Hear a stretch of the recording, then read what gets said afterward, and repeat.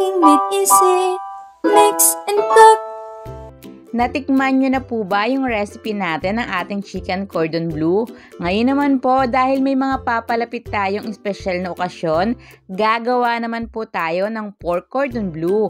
At ang ating gagawing sauce ay ang ating napakasimple pero mas magpapasarap pa dito, ang ating mushroom gravy sauce. Tara na po at samahan nyo muli ang inyong mommy love sa pagluluto nito. 1/2 kilo or 500 grams lang po ng ground pork yung ating gagamitin dito. If ever po na gusto nyo gumawa ng mas marami, doblehin nyo na lang po yung ating recipe. Then hahaluan lang po natin ito ng 3 ingredients, ng 1 tablespoon ng cornstarch, 1 teaspoon ng salt at 1 teaspoon din po ng pepper. If ever po na gusto nyo gumamit ng ibang seasoning, pwede naman po, nakadepende na ito sa inyong preference. Then napakasimple lang din po ng proseso, imimix lang po natin itong mabuti. Kung sakali pong available naman sa inyo ang gilingan or food processor, much better po na kayo na yung maggiling ng inyong karne. Ipatanggal nyo lang po yung pinakabalat nito para mahugasan nyo po munang mabuti, mapatuyo bago nyo po gigilingin. Kung sakaling hindi naman po ito available sa inyo, pwede nyo pong pakiusapan yung inyong suking pinagbibilhan ng karne na hugasan po muna ito bago po ito gilingin, kasi yung karne ang gagamitin natin dito, bukod sa malinis, dapat po ito ay hindi basa. Then hatiin lang po natin itong ating mixture sa 5 piraso, bali titimbang po bawat isa ng nasa 100 grams.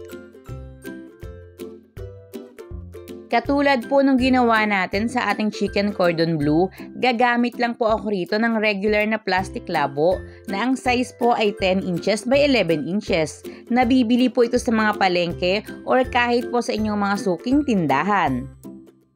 Pwede rin naman po kayong gumamit rito ng cling wrap, aluminum foil or ng parchment paper.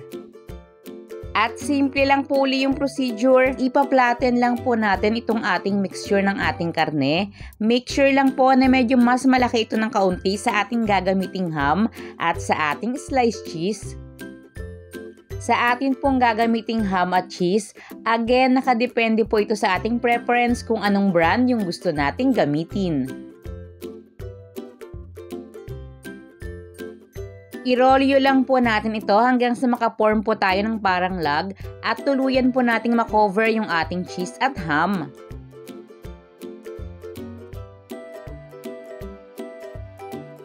Then tingnan nyo na lang po ngayon yung aking gagawin.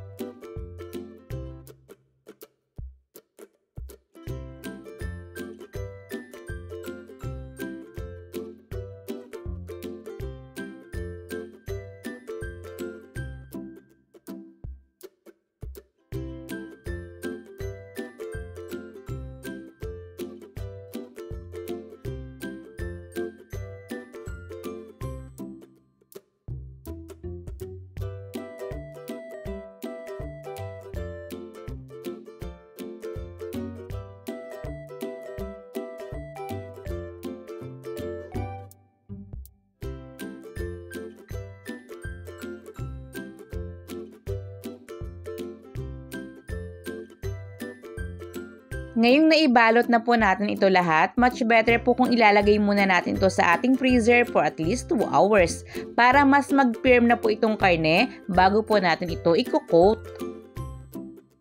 Sa atin pong pang-coating, mag-prepare lang po tayo ng harina, breadcrumbs at 2 pirasong itlog na small size lang po. Tingnan nyo po ngayon yung ating karne. After po natin itong mailagay sa ating freezer, mas firm na po ito, kaya mas madali na po itong ma-coat. Then, simple lang po uli yung proseso. Pagulungin lang po natin ito sa ating harina. Medyo pagpagin para matanggal po yung mga excess na harina. Bago po natin ito ilulubog sa itlog, bago naman po i-coat natin ang ating breadcrumbs. Kapag kinoat po natin ito ng breadcrumbs, medyo diinan natin para mas kumapit po ito.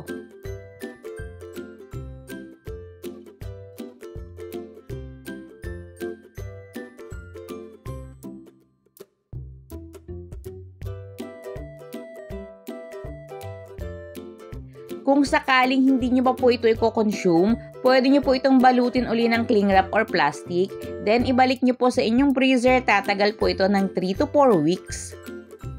Pwede nyo rin po itong ibenta ng ganito na ready to fry, mababawasan pa po yung presyo natin dahil hindi na po tayo gagamit rito ng kalan at mantika.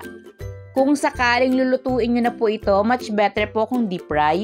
Once na mainit na po yung mantika, hinaan nyo na po yung apoy sa inyong kalan sa pinakamahinang setting po para po hindi masunog yung pinaka-breadings at maluto po hanggang sa pinakaloob. Bali, slow cook lang po yung pamamaraan ng pagluluto natin dito. Lutuin po natin ito hanggang sa ito po ay mag-golden brown.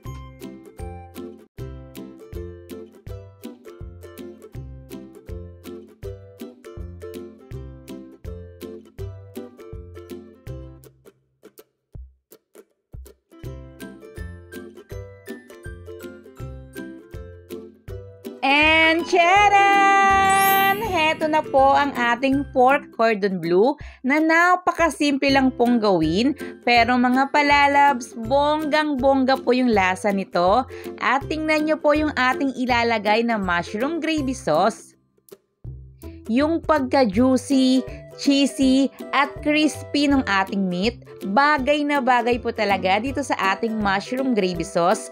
Mga palalab, isa na naman pong recipe na hindi ako ipapahiya sa inyo at pwedeng nyo ipanghanda sa inyong mga espesyal na okasyon. Ang kagandahan pa po sa recipe na ito, pwede nyong i-prepare ng ahead of time para po kung i-consume nyo na, ipiprito nyo na lang, napakadali na pong i-prepare. At syempre sa mga nagtatanong kung Mommy Loves, nasaan naman po yung recipe ng mushroom gravy sauce? Heto na po mga palalabs! Para po sa ating simple pero napakasarap na mushroom gravy sauce, sa isang pan mag-melt lang po tayo ng butter or margarine. Nasa medium-low heat lang po yung lakas ng apoy natin dito. Then ihalo po natin yung ating all-purpose flour. I-mix lang po natin ito ng 2 to 3 minutes hanggang sa tuluyan lang pong humalo yung harina at the same time maluto na rin po ito. Then dito po ay magdadagdag lang tayo ng kalahati lang po ng beef cubes. Kung gusto niyo pong doblehan itong ating recipe, gagamit na po kayo ng isang buong beef cubes. Naglagay rin po tayo ng pepper at ng garlic powder. White pepper po ang gamit ko pero pwede naman po kayong gumamit ng black pepper. At naglagay na rin po tayo rito ngayon ng soy sauce. Optional lang po if ever na available sa inyo ang bay leaf or dahon ng laurel, pwedeng maglagay kayo ng isang piraso. Then ngayon po maglalagay na po tayo ng tubig. Ang kumpletong listahan po ng ating mga ingredients ay matatagpuan sa ating description box at sa bandang dulo ng ating video kasama na po yung full costing. Sa puntong ito, pwede na po nating lakasan yung apoy sa ating kalan sa medium-high heat. Pakuluin lang po natin itong ating mixture at once na ito po ay kumukulo na, ilalagay na po natin yung ating mushroom. I-set na lang po natin ngayon yung lakas ng apoy sa medium-low heat at lutuin po natin ito for another 5 minutes. Then patayin na po natin yung apoy sa ating kalan. Sa una, mapapansin ninyo na hindi pa po ito ganon kalapot, pero habang lumalamig po itong ating gravy sauce, mas lalapot na po ito. Sana po ay muli ako nakapagbahagi sa inyo kahit kaunting kaalaman. Ngayon naman po ay alamin na natin ang ating full costing.